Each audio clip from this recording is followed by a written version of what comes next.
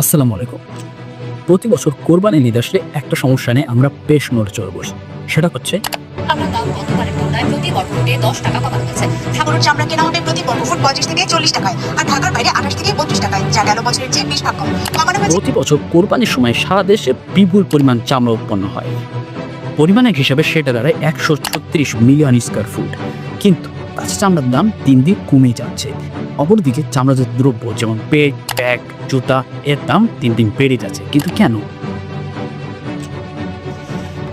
এর পিছনে রয়েছে বিশাল এক অব্যবস্থাপনা।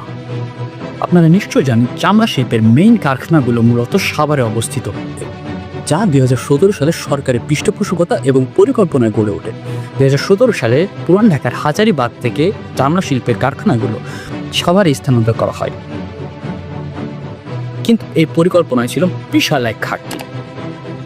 চামড়া শিল্পের এই পরিকল্পনার মাধ্যমে পরিবেশে ব্যাপক দূষণ করছে।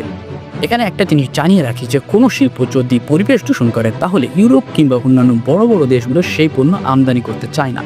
এবং চামড়া শিল্প নিয়ে কাজ করা লেদার ওয়ার্কিং গ্রুপ, যার কাছ থেকে বাংলাদেশের অধিকাংশ কারখানায় কোনো পরিবেশগত অনুমোদনের সনদ পায়নি, যার ফলে বাংলাদেশ হারাচ্ছে বিপুল বৈদেশিক মুদ্রা। এবার আসি বাংলাদেশের চামড়াজাত দ্রব্য নিয়ে।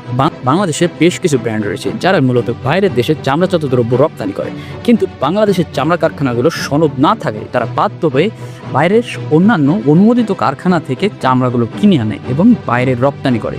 সেখান থেকে আমাদের সমস্যা হয় যে একদিকে যেমন রপ্তানি ব্যয় বাড়ে, ঠিক অন্য দেশীয় বাজারে ওই জুতোগুলোর দাম ব্যাপক পরিমাণে বেড়ে যায়।